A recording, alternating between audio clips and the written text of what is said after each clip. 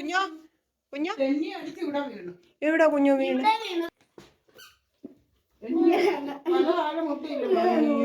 ദൈവമേ, എന്റെ കുഞ്ഞോ വീണോ?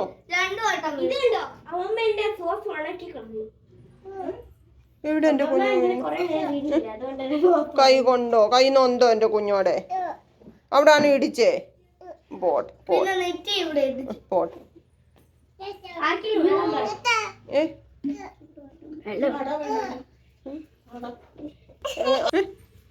ഡബമേ പോട്ടെ.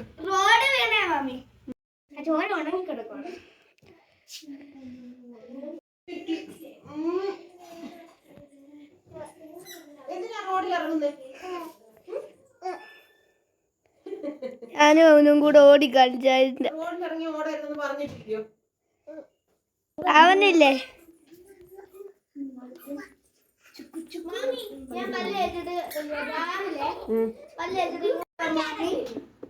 അത് ടിഷ്യൂ പേപ്പറാക്കളാ, നമുക്ക് വേണ്ട, കടയിൽ കൊണ്ട്. പ്രിയങ്ങളെ, അമ്മക്കിളിയുടെ കൊച്ചു കൊച്ചു വിശേഷങ്ങളിലേക്ക് എല്ലാവർക്കും സ്വാഗതം.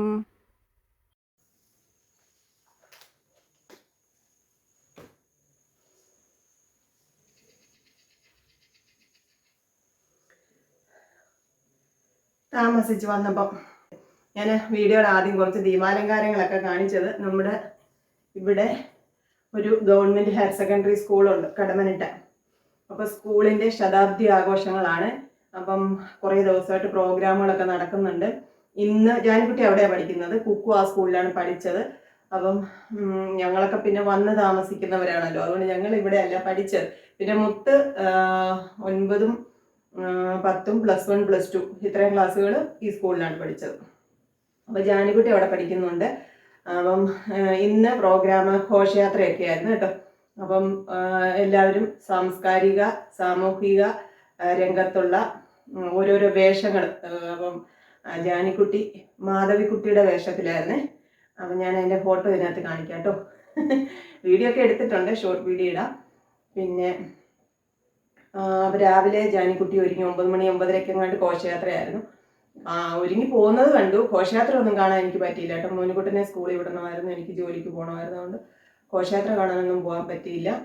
പിന്നെ ഘോഷയാത്ര കഴിഞ്ഞ് കുട്ടികളുടെ പ്രോഗ്രാമൊക്കെ ഉണ്ടായിരുന്നു. അതിനകത്ത് ജാനിക്കുട്ടിയുടെ ഡാൻസ് ഒക്കെ ഉണ്ടായിരുന്നു. നല്ലതായിട്ട് ഡാൻസ് കളിച്ചിട്ടുണ്ട് കേട്ടോ. ജാനിക്കുട്ടി ആയതുകൊണ്ടൊന്നും പറയുമല്ല, എനിക്ക് അവരുടെ ഡാൻസ് ഇഷ്ടപ്പെട്ട് തെറ്റിക്കാതൊക്കെ കളിച്ചു. ഒരു തമിഴ് പാട്ടായിരുന്നു ആ പാട്ട്. അപ്പോൾ അതിൻ്റെ വീഡിയോ ഉണ്ട്, പക്ഷെ ഇതിനകത്ത് നമ്മൾക്ക് ചിലപ്പോൾ അതിട്ടാൽ കോപ്പിറൈറ്റ് വരും, അതുകൊണ്ട് വീഡിയോ ഇടുന്നില്ല. ജാനിക്കുട്ടിയുടെ ഡാൻസിൻ്റെയും വീഡിയോ ഉണ്ട്, പക്ഷേ നമുക്ക് ഇതിനകത്ത് കോപ്പിറൈറ്റ് വരുമോ എന്നുള്ളതുകൊണ്ട് ആ മ്യൂസിക് കേൾക്കാൻ പറ്റത്തില്ല. പിന്നെ എന്താണ് വിശേഷം? ഇന്ന് നമ്മുടെ ഫാമിലിയിലുള്ള ആരെയും കാണാൻ പറ്റിയില്ല. അപ്പം വൈകിട്ട് ഞാൻ വന്നപ്പം അവിടെ എല്ലാം ലൈറ്റൊക്കെ ഇട്ടേക്കുന്നത്, താമസിച്ച് വന്നതുകൊണ്ട് ലൈറ്റെല്ലാം ഇട്ടേക്കുന്നത് നല്ല ഭംഗിയായിട്ട് കാണാൻ പറ്റിയത് കൊണ്ട് ചുമ്മാ ഒരു വീഡിയോ എടുത്തതാണ് കേട്ടോ. അപ്പോൾ ഇന്ന് ഞാൻ താമസിച്ചെന്ന് വെച്ചാൽ എനിക്ക് നമ്മുടെ ജോസ്കോ ജ്വല്ലറിയിൽ ഒരു ചിട്ടി ഉണ്ടായിരുന്നു. എല്ലാ പ്രാവശ്യവും ചിട്ടിയൊക്കെ ചേരുമ്പോൾ 1 ഗ്രാമിൻ്റെയൊക്കെ മോതിരമൊക്കെ വാങ്ങിക്കുന്നതാണ്. എനിക്ക് മോതിരത്തിനോട് ഭയങ്കര ഇഷ്ടമാണ്. എൻ്റെ കല്യാണ സമയത്ത് അമ്മേനോട് ചോദിച്ചു നിനക്ക് എന്തോ വേണമെന്നൊക്കെ, സ്വർണ്ണം എടുക്കാൻ പോകുമ്പോൾ. അപ്പോൾ ഞാൻ പറഞ്ഞു എനിക്ക് 10 വളയും എല്ലാ വിരലയിലും മോതിരവും വേണമെന്ന് കേട്ടോ. 2004 എൻ്റെ കല്യാണം. അപ്പം സ്വർണത്തിന് 1 പവന് 4000-5000 രൂപ കണ്ടേ ഉള്ളായിരുന്നു. ഇപ്പോൾ 1 ഗ്രാമിന് ഇന്നത്തെ വില 7260 രൂപ കണ്ടാട്ടോ. അപ്പോൾ മോതിരത്തിനോട് എനിക്ക് ഭയങ്കര ഇഷ്ടമാണ്. അത് ഈ വിരലയിലിടുന്ന മോതിരം പ്രത്യേകം ഉണ്ടല്ലോ, ആ മോതിരം. അങ്ങനെ എല്ലാ വിരലയും ഈ കല്യാണ മോതിരം ഇടുന്ന വിരലെ മാത്രമാണ് നമ്മൾ മോതിരം ഒഴിവാക്കി വെച്ചത്. കൈ നിറച്ച് വളയും മോതിരമൊക്കെ ഇട്ട് നടക്കുന്നത് എനിക്ക് അന്ന് ഭയങ്കര ഇഷ്ടമായിരുന്നു. പക്ഷെ കഴുത്തിൽ ഒരുപാട് മാല ഇടുന്നതൊന്നും അത്ര ഇഷ്ടമല്ലായിരുന്നു. എന്നാലും ഒരു വലിയ നെക്ലേസും ഒരു ചെറിയ നെക്ലേസും ഒരു ചുട്ടിയും ചെയിനും, അന്നത്തേക്ക് മോഡലായിരുന്നു ചുട്ടിയും ചെയിനും. അമ്മയ്ക്ക് ഭയങ്കര ഇഷ്ടമായിരുന്നു അത് ഞാൻ ഇടുന്നത്. അങ്ങനെ അമ്മ ആഗ്രഹിച്ച ഒരു ചുട്ടിയും ചെയിനും മേടിച്ചു. എനിക്ക് അതിനോടൊന്നും ഒന്നും വലിയ ഇഷ്ടമല്ലായിരുന്നു. അങ്ങനെ മോതിരവും അത്രയും വളയൊക്കെ അമ്മ തന്നു. 9 വളയും 1 ചെയിനുമായിരുന്നു. ആ ചെയിനും ഭയങ്കര സൂപ്പർ ചെയിനായിരുന്നു. നൈസായിട്ടുള്ള ചെയിനയിൽ നമ്മുടെ ഈ പണിയായുധങ്ങളൊക്കെ അല്ലേ, കോടാലി, ബ്ലേഡ് അങ്ങനെയൊക്കെയുള്ള ഇങ്ങനെ അലുക്ക് പോലെ കിടക്കുന്ന അങ്ങനത്തെ ഒരു ചെയിനായിരുന്നു.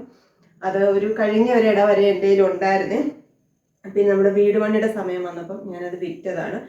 അപ്പോൾ അത് വിൽക്കാൻ എൻ്റെ മനസ്സ് അനുവദിച്ചിട്ടല്ല. കാരണം ഞാനത് ഇടയ്ക്കൊക്കെ ഒന്ന് പണയം വെക്കാനൊക്കെ ബാങ്കിലൊക്കെ ചെല്ലുമ്പം എല്ലാവരും അതെടുത്ത് അത്ര നല്ല ഭംഗിയായിരുന്നു ആ ചെയിൻ. അതുകൊണ്ട് എനിക്കത് കൊടുക്കാൻ വിഷമമായിരുന്നു. പക്ഷെ നമ്മുടെ സാഹചര്യം മോശമായപ്പോൾ നമ്മളതെല്ലാം വിറ്റു. അപ്പോൾ അമ്മ തന്ന, എൻ്റെ കല്യാണ സമയത്ത് അമ്മ തന്നെന്ന് പറയാൻ എനിക്കിനി ഒരു മാല മാത്രമേ ഉള്ളൂ. ബാക്കിയെല്ലാം വിറ്റുപോയി കേട്ടോ. ആ മാല എനിക്ക് മരണം വരെ എൻ്റെ കൂടെ വേണമെന്ന് എനിക്കൊരു ആഗ്രഹമുണ്ട്. അമ്മയുടെ കൈ കൊണ്ട് തന്ന സ്വർണ്ണം വലിയ ആർഭാടമൊന്നും ഞാൻ പറയത്തില്ല, ആരും മോശം പറയാത്ത രീതിയിൽ ഞാൻ ആഗ്രഹിച്ച പോലൊക്കെ തന്നല്ലേ എന്നെ വിട്ടത്. അതുകൊണ്ട് എനിക്ക് ആ ഒരു അമ്മ കഷ്ടപ്പെട്ടുണ്ടാക്കിയതിൽ ഒരു പൊടി സ്വർണ്ണമെങ്കിലും എൻ്റെ കയ്യിൽ വേണമെന്ന് എനിക്ക് ആഗ്രഹം ഉണ്ടായിരുന്നു. അതുകൊണ്ട് ഞാൻ എത്രയും കഷ്ടപ്പാട്, നമുക്ക് വീടില്ലാതെ നടന്നു, ഒറ്റപ്പെട്ടു, വേദനകൾ, അസുഖങ്ങളൊക്കെ വന്ന സാഹചര്യത്തിൽ വന്നാൽ പോലും ഞാനതിങ്ങനെ എൻ്റെ ഹൃദയത്തോട് ചേർത്ത് വെച്ചേക്കുമായിരുന്നു കേട്ടോ. ആ ഒരു മാല ഒഴിച്ച് ബാക്കി എല്ലാം എൻ്റെ കയ്യിൽ ഇരുന്ന സ്വർണ്ണം എല്ലാം പോയി. പിന്നിട്ടിരുന്ന മാലയാണ്, അതിപ്പോൾ ബാങ്കിലാണ്. എന്നാലും അപ്പം ഇപ്പം ഇത്രയും പറയാൻ കാരണം എന്ന് വെച്ചാൽ ഞാൻ അതിന് ശേഷം എൻ്റെ കല്യാണത്തിന് ശേഷം എനിക്ക് ഞാൻ പറഞ്ഞില്ലേ അധികം സ്വർണത്തിനോട് എടുക്കണമെന്ന് ആഗ്രഹം അങ്ങനെ തോന്നിയിട്ടുമില്ല. എനിക്ക് അത് വേണം ഇത് വേണമെന്ന് ഞാൻ ആരെയും ബുദ്ധിമുട്ടിച്ചിട്ടില്ല. പക്ഷെ ഒരു നിവൃത്തി വന്നപ്പം എനിക്ക് വാങ്ങി തന്നിട്ടുണ്ട്, അതുപോലെ എല്ലാം വിൽക്കുകയും ചെയ്തു. ഞാൻ പറഞ്ഞില്ലേ വല്ലപ്പോഴും ഒരു ഉടുപ്പ് മേടിച്ച് തരണമെന്നൊക്കെ പറഞ്ഞ് ഞാൻ പറയാറുണ്ടെങ്കിലും എനിക്ക് സ്വർണം വേണമെന്നൊന്നും ഞാൻ ഇതുവരെ പറഞ്ഞിട്ടില്ല. അന്നത്തെ സാഹചര്യം നല്ലതായതുകൊണ്ട് അന്ന് അത് വാങ്ങിത്തന്നു. പിന്നെ നമ്മളതെല്ലാം ഈ വീട് പണി അസുഖങ്ങളൊക്കെ വന്നപ്പം എല്ലാം വിറ്റുപോയി. അമ്മ തന്ന സ്വർണ്ണമൊക്കെ ആദ്യമേ വിറ്റു കുറേയൊക്കെ കേട്ടോ. അതൊക്കെ എന്തിനാ വിറ്റെന്നൊന്നും എനിക്കറിയത്തില്ല, വിറ്റുപോയി. ഇതൊക്കെ പിന്നെ വീടിൻ്റെ പണിക്കൊക്കെ വിറ്റതാണ്. പിന്നെ ആശുപത്രി ചിലവൊക്കെ വന്നപ്പോൾ വിറ്റതാണ്. സ്വർണത്തിനോട് സ്വർണം മേടിക്കാനുള്ള സാഹചര്യം നമുക്കില്ല. പിന്നെ വല്ലപ്പോഴും വാങ്ങിക്കണമെന്ന് ആഗ്രഹിക്കുന്നത് ഈ ഒരു മോതിരം ഒരു കമ്മലോ ഒക്കെയാണ് കേട്ടോ. കഴിഞ്ഞൊരിടയ്ക്ക് ഞാൻ എൻ്റെ പ്രിയങ്ങളോട് പറഞ്ഞിട്ടുണ്ടായിരുന്നോ എന്നറിയത്തില്ല, ഞാനൊരു ചിട്ടിക്ക് ചേർന്നിട്ടുണ്ടായിരുന്നു. ചിട്ടി ചേർന്നത് എനിക്ക് 1 ഗ്രാമിൻ്റെ ഒരു മോതിരം മേടിക്കാനുള്ള പൈസ ഉള്ളായിരുന്നു കേട്ടോ. അപ്പോൾ ഞാൻ ആ മോതിരം മേടിച്ചു. പക്ഷേ 1 ഗ്രാം ഒന്ന് ചില്ലറ കണ്ട് കുറച്ച് പൈസയും കൂടെ കണ്ട് ഞാൻ കൊടുത്തു 1 ചില്ലറ കണ്ട് ഒരു മോതിരം മേടിച്ചത്. മോതിരം മേടിച്ചിട്ട് അവർ നമ്മളെ ഓൾറെഡി വീണ്ടും ഒരെണ്ണത്തിന് ചേർക്കുമല്ലോ, അങ്ങനെ വീണ്ടും ചേർന്നിട്ടുണ്ടായിരുന്നു. അതിൻ്റെ ഇന്ന് ഡിസംബറിൽ അതിൻ്റെ പരിപാടികൾ കഴിഞ്ഞു, അടച്ചു തീർന്നു. അത് നമുക്ക് ഇഷ്ടമുള്ള എമൗണ്ട് ആയിരുന്നു അടയ്ക്കുന്നത്. ആദ്യത്തേത് 500 രൂപ വീതം കണ്ടായിരുന്നു അടച്ചുകൊണ്ടിരുന്നത്, ഫിക്സഡ് എമൗണ്ട് ആയിരുന്നു. ഇപ്പോൾ രണ്ടാമത് ചേർത്തത് നമുക്കിഷ്ടമുള്ള എമൗണ്ട്, നമ്മുടെ കയ്യിലുള്ളത് 500 എങ്കിൽ 500, 1000 എങ്കിൽ 1000 ഉള്ളപ്പോൾ എത്രയെന്ന് വെച്ചാൽ അങ്ങനെ അടയ്ക്കാമേ. അതടയ്ക്കുമ്പോൾ നമുക്ക് അതിനകത്ത് ആവറേജ് നമുക്ക് റേറ്റ് കുറവുള്ള സമയത്ത് കുറഞ്ഞ റേറ്റിൽ നമുക്ക് ഇന്ന് ഗോൾഡ് എടുക്കാം. ഇന്നിപ്പോൾ 7260 അല്ലായിരുന്നു. അപ്പോൾ 6000 ചില്ലുവാൻ രൂപയ്ക്കാണ് എനിക്ക് ചിട്ടിയുടെ ഇതിൽ സ്വർണം കിട്ടിയത്. ഞാൻ ഇന്ന് എൻ്റെ ചിട്ടിയുടെ പൈസ വെച്ച് വാങ്ങിയ സാധനം ഈ കമ്മലാണ്. ഇത് ഇച്ചിരി വൈറ്റ് ഗോൾഡൊക്കെ ഉള്ളൊരു കമ്മൽ, കൊള്ളാവോ? ഇത് നമ്മുടെ വൈറ്റ് ഗോൾഡൊക്കെ മിക്സ് ചെയ്ത് ഒരു കുഞ്ഞു കമ്മൽ. അല്ല, ഇതാണ് ഞാൻ വാങ്ങിച്ചത് കേട്ടോ. ഇഷ്ടപ്പെട്ടോ എന്ന് പറയണേ. ഇട്ടിട്ട് കാണിക്കാം കേട്ടോ, കുളിച്ചിട്ട് വരട്ടെ, ഇട്ട് കാണിക്കാം. അപ്പോൾ ഇത് കാണുമ്പോൾ ചിലരെങ്കിലും പറയും യൂട്യൂബിൽ നിന്ന് കുറേ പണം കിട്ടുന്നുണ്ട് അതുകൊണ്ടാണ് നിങ്ങളിതൊക്കെ വാങ്ങിക്കുന്നത്. അല്ല കേട്ടോ, എനിക്ക് ആഗ്രഹം ഉണ്ടെങ്കിൽ ഞാനൊരു 100 രൂപ, 1000 രൂപ, 500 രൂപ ഒക്കെ മാറ്റി വെച്ചിട്ടാണെങ്കിൽ നേരത്തെ ഇതൊക്കെ ചെയ്യാറുള്ളതാണ്. അന്നൊന്നും നമുക്ക് യൂട്യൂബ് ചാനലില്ലല്ലോ. പിന്നെ എന്താ പറയുന്നത്, യൂട്യൂബിൻ്റെ വരുമാനം എനിക്ക് ഇങ്ങനെ ആർഭാടത്തിനോ സ്വർണത്തിനോ ഒന്നും ഇല്ല. നമ്മുടെ മുത്തിൻ്റെ പഠനത്തിന് വേണ്ടിയിട്ടാണ് ഞാൻ യൂട്യൂബിലേക്ക് വന്നത്, വീഡിയോസ് ഇട്ടതും ഒക്കെ തന്നെ കേട്ടോ. അതിൽ നിന്നുള്ള വരുമാനം അതിന് വേണ്ടിയിട്ട് പോലും നമുക്ക് ചിലപ്പോൾ തികയാറില്ല. ഞാൻ ഒരുപാട് മെനക്കെടുന്നില്ലല്ലോ. ഇപ്പോൾ എൻ്റെ ഒരു വീഡിയോ എന്നെപ്പോലുള്ള ചിലർ മാത്രം കാണുന്ന വീഡിയോസാണ്, അല്ലാതെ ഒരുപാട് കണ്ടൻറ്റുള്ള വീഡിയോസ് ഒന്നും നമുക്കില്ല. അതുകൊണ്ട് തന്നെ അതനുസരിച്ചുള്ള വരുമാനം കിട്ടുന്നില്ലെന്ന് പറയുന്നില്ല, വരുമാനമുണ്ട്. പക്ഷേ അതിനൊക്കെ ഒരു പരിധിയുണ്ട്. ഈ പുറത്തുള്ള ആൾക്കാർ പറയുന്ന പോലെ ഇപ്പം എന്നോട് ചോദിച്ചിട്ടുണ്ട് 2.5 ലക്ഷം സബ്സ്ക്രൈബേഴ്സ് ഉണ്ട്, അപ്പോൾ എന്തോരം രൂപ കിട്ടുമെന്ന്. എൻ്റെ വ്യൂസ് അനുസരിച്ചാണ് പൈസ. ഇപ്പം ഞാൻ നെറ്റ് തുടങ്ങിയതിന് ശേഷം എൻ്റെ മക്കളി എന്നുള്ള ചാനലിൽ വ്യൂസും കുറവാണ്. കാരണം ഇതിനകത്ത് ഞാൻ അധികം സമയം ചിലവഴിക്കുന്നില്ല, അധികം വീഡിയോസ് ഇടുന്നില്ല, അങ്ങനെയൊക്കെയുള്ള കാര്യങ്ങളുണ്ട്. അതുകൊണ്ട് ഈ സമ്പാദ്യമൊന്നും യൂട്യൂബിൽ നിന്നുള്ളതല്ല എന്ന് പ്രത്യേകം അറിയിക്കുന്നു. യൂട്യൂബിൽ വീഡിയോ ഇട്ട് ദാണ്ട് അവർ സ്വർണം മേടിച്ചു എന്നാരെങ്കിലും ഒക്കെ പറയും. അതുകൊണ്ടാണ് നമ്മൾ ആഗ്രഹിക്കുന്ന എല്ലാം നമുക്കിപ്പോൾ ജീവിതത്തിൽ നേടിയെടുക്കാനൊന്നും പറ്റിയില്ലേലും ചെറിയ ചെറിയ സന്തോഷങ്ങൾ ഇങ്ങനെയൊക്കെ നമുക്കൊന്ന് സാധിച്ചെടുക്കണം. നാളെ ചിലപ്പോൾ ഇതെനിക്ക് വിൽക്കേണ്ടിയോ പണയം വെക്കേണ്ടിയോ ഒക്കെ വരും. അതുപോലുള്ള സാഹചര്യങ്ങളിലാണ് നമ്മളിപ്പോൾ ജീവിക്കുന്നത്. എന്നാൽ തന്നെയും നമ്മുടെ ഒരാഗ്രഹം അതിപ്പോൾ ഞാൻ ഒന്നിച്ചിപ്പോൾ ഇതിന് പൈസ കരുതി സ്വരുക്കൂട്ടി പോയി വാങ്ങിക്കാൻ പറ്റത്തില്ല. അതുകൊണ്ടാണ് ഇങ്ങനെയുള്ള ഗോൾഡ് ലോണൊക്കെ ചേരുന്നതും അടയ്ക്കുന്നതും. ഇപ്രാവശ്യം ഇനിയും ചേരണ്ടെന്ന് ഞാൻ വിചാരിച്ചാണ്, പക്ഷെ അവരെന്നെ ചേർത്തിട്ടുണ്ട്.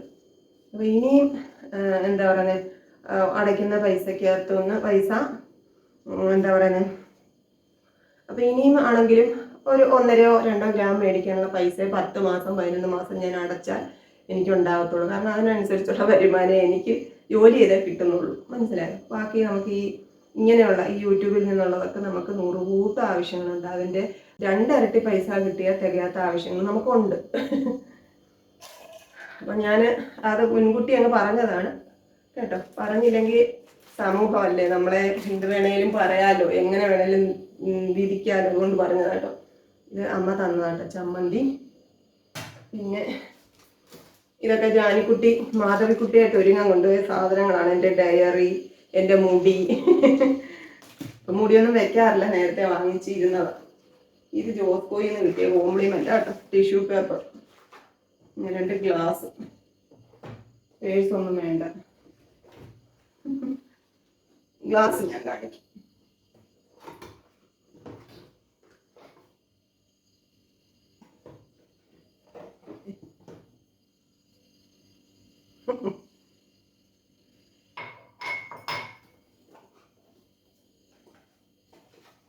മുത്തുണ്ടായിരുന്നു. ഇപ്പം ചോദിച്ചു ഷോക്കേസിൽ വെക്കാൻ 2 ഗ്ലാസ് കിട്ടിയല്ലോ. ഇപ്പം ഇവിടെ നമുക്ക് ആവശ്യത്തിനുണ്ട്. പിന്നെ നമ്മൾ എന്തിനാ എടുത്ത് വെളിയിലോട്ട് വയ്ക്കുന്നു. പിന്നെ സൂപ്പർ മാർക്കറ്റിൽ നിന്ന് പാല് വാങ്ങിച്ചു. പിന്നെ ഞാൻ പോയി കുളിച്ച് ജപിച്ചിട്ടൊക്കെ വരാൻ. ഇന്ന് ഒരു പണിയില്ല അടുക്കളയിൽ. ചോറിരിപ്പുണ്ട്, കറികളിരിപ്പുണ്ട്. ഇന്നലെ നമ്മൾ കുമ്പളങ്ങ കറി വെച്ചു, തോരൻ വെച്ചതൊക്കെ ഉണ്ട് കേട്ടോ. അപ്പം ഞാൻ പോയി കുളിച്ചിട്ട് വരാൻ. മോനിക്കുട്ടൻ എൻ്റെ അടുത്ത് പിണങ്ങിയിരിക്കും. അത് ആനക്കം ഒന്നുമില്ലാത്ത ജാനിക്കുട്ടനോട് ഇങ്ങോട്ട് കൊണ്ടുവന്നേ. കുക്കുനാണ് രാവിലെ തൊട്ട് ഘോഷയാത്രയ്ക്ക് പോയി, അവളെ ഒരുക്കിക്കൊണ്ട് പോയി. പിന്നെ ഡാൻസിന് വേറെ ഡ്രസ്സ് ഇട്ട് ഒരുക്കണമായിരുന്നു. അപ്പോൾ ഇന്ന് മൊത്തം അലച്ചിലായിരുന്നു. കുഞ്ഞോനെയും കൊണ്ട് പിന്നെ ഉച്ച കഴിഞ്ഞ് രാവിലെയൊക്കെ കുറച്ച് നേരം മാമിയുടെ അടുത്ത് ഏൽപ്പിച്ചിട്ട് പോയി. അത് കഴിഞ്ഞ് കുഞ്ഞോനെ എടുത്തുകൊണ്ടാണ് അവൾ സ്കൂളിലോട്ട് പോയി. അപ്പോൾ അലച്ചിലും വെയിലൊക്കെ കൊണ്ട് തലവേദന. അപ്പം ഞാൻ പറഞ്ഞു അവരിന്ന് ഇനി ഇങ്ങോട്ട് വരത്തില്ല, നീ ഇങ്ങ് പോരേന്ന് പറഞ്ഞു. അതാണ് ഞാൻ ചെയ്ത തെറ്റ്. അതിന് എന്നോട് മുഖം വെറുപ്പിച്ചോണ്ടിരിക്കണം. ഞാൻ കുളിച്ചിട്ട് വന്നിട്ട് അപ്പോൾ ബാക്കി എന്തെങ്കിലുമൊക്കെ വിശേഷങ്ങളുണ്ടെങ്കിൽ പറയാം. കമ്മലിട്ട് കാണിക്കാട്ടോ. നാളെ എന്തായാലും ഈ കമ്മലിട്ടോണ്ടാണ് ഞാൻ പോകുന്നത്. സ്കൂളിലെ ശതാബ്ദി ആഘോഷങ്ങളുടെ ഭാഗമായിട്ട് ജാനിക്കുട്ടിയും കൂട്ടുകാരും അവതരിപ്പിച്ച ഡാൻസാണ്. നീല ഡ്രസ്സിട്ട് നിൽക്കുന്നതാണ് നമ്മുടെ ജാനിക്കുട്ടി. ഞാൻ വീഡിയോയുടെ കുറച്ച് ഭാഗം ഒന്ന് കാണിക്കാം. നമുക്ക് കോപ്പിറൈറ്റ് വരുമെന്നുള്ളത് കൊണ്ടാട്ടോ.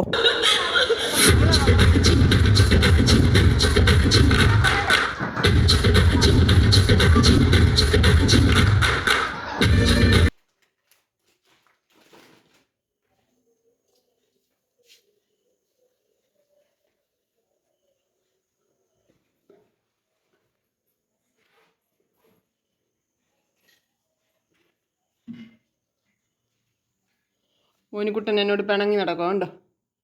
ഇങ്ങനെയാണ് മോനിക്കുട്ടൻ്റെ പിണക്കം. രാവിലെ ഞാൻ ഒരു 6:30 ആയപ്പോൾ ഒന്ന് കണ്ണ് തുറന്നു. എനിക്കെന്തോ പിന്നെ ഉറക്കം വന്ന് ഞാൻ കിടന്നു.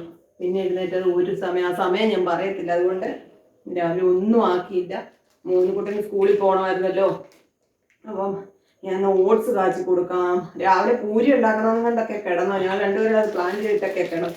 അങ്ങനെ എന്തായാലും ഒരു വിധം ഞങ്ങൾ ഇവിടുന്ന് തട്ടിപ്പെറുക്കി ഓടി പോവായിരുന്നു രണ്ടുപേരും. മോനിക്കുട്ടനും കഴിക്കാനൊക്കെ കൊടുത്തു കേട്ടോ.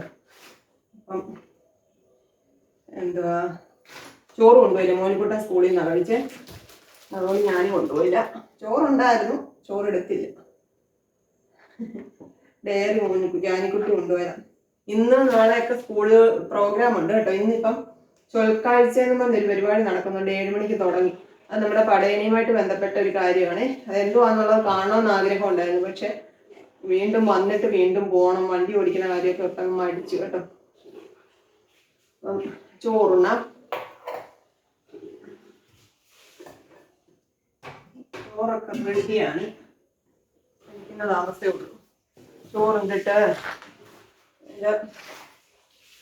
ഇതൊക്കെ ജാനിക്കുട്ടി കമ്മല് ഇടാൻ എടുത്തോണ്ട് പോയി. ഈ കമ്മല ഇട്ട് എന്നിട്ട്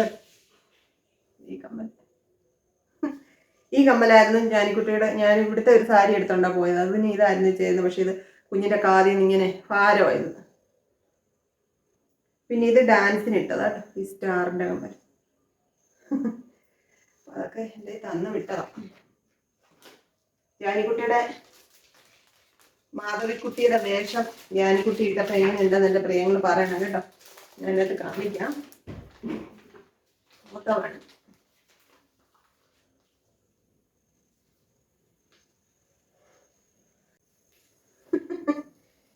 കൊണ്ടുപോക്കട്ടെ. എന്നിട്ട് നമുക്ക് ചോറ് മുനുകുട്ടൻ്റെ പിണക്കം മാറിയോ ഇല്ലെന്ന് ചോദിക്കാം. മുത്ത ഇന്നലെ രാത്രി ഒരു 9:30 ആയപ്പോഴത്തേക്കാണ് ചെന്ന് കേട്ടോ. പിന്നെ 15-ാം തീയതി എക്സാം തുടങ്ങുവാണ്. എൻ്റെ പ്രിയങ്ങളൊക്കെ പ്രാർത്ഥിക്കണേ. ഫസ്റ്റ് സെമ്മിൻ്റെ എക്സാമാണ്. നല്ല മാർക്ക് ഉണ്ടാവണേന്ന് പ്രാർത്ഥിക്കണം. നമ്മൾ പ്രാർത്ഥിക്കും. ഞാൻ പാതി ദൈവം പാതി അല്ലേ. അമ്മേനെ കേട്ടാൽ മാർക്ക് കിട്ടും.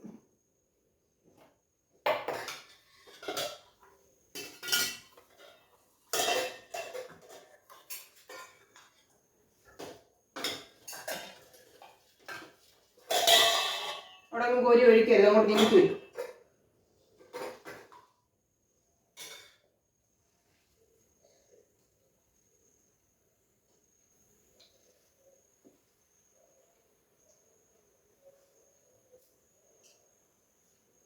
ജാനിക്കുട്ടി മാധവിക്കുട്ടിയായിട്ട് ഒരുങ്ങിയതിൻ്റെ കുറച്ച് ഫോട്ടോസായത് എങ്ങനെയുണ്ടെന്ന് പറയണേ.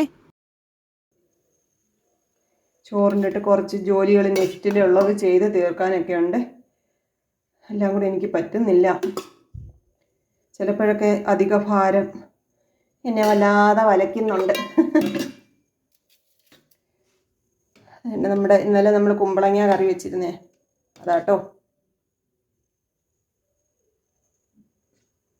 ഇതിൻ്റെ റെസിപ്പി ഞാൻ ഷോർട്ട് വീഡിയോ ഇടാമേ. എന്നോടുള്ള പിണക്കത്തിന് തോരനും എടുത്തില്ല, മീനും എടുത്തില്ല, ഒന്നും എടുത്തില്ല. എടുക്കണ്ട, എനിക്കും അറിയാം പിണങ്ങാൻ.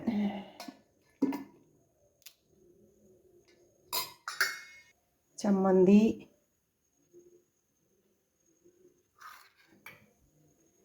മീൻ. ഉച്ചയ്ക്ക് ചോറുണ്ണാത്തോണ്ടുള്ള എല്ലാ ആക്രാന്തവും ഉണ്ട്, വിശപ്പും ഉണ്ട്. ഒന്ന് കഴിക്കട്ടെ. എല്ലാ പ്രിയങ്ങളോടും സ്നേഹം, സന്തോഷം, പരസ്പരം പ്രാർത്ഥനകളോടെ നമുക്ക് സ്നേഹം പങ്കുവയ്ക്കാം. വാശിയും വൈരാഗ്യവും ദേഷ്യവും കുശുമ്പും എന്താ പറയുന്നത്, അങ്ങനെയൊക്കെയുള്ള എല്ലാ ചീത്ത വികാരങ്ങളും നമ്മുടെ മനസ്സിൽ നിന്ന് അങ്ങ് മാറട്ടെ. പരസ്പരം ഈ ലോകത്ത് വളരെ ചുരുങ്ങിയ സമയമാണ്. നമുക്ക് ചിരിച്ച് സ്നേഹത്തോടെ സമാധാനത്തോടെ പോവാം അല്ലേ. അപ്പോൾ എൻ്റെ പ്രിയങ്ങൾക്ക് വേണ്ടിയിട്ട് ഞാൻ പ്രത്യേകം പ്രാർത്ഥിക്കുന്നു.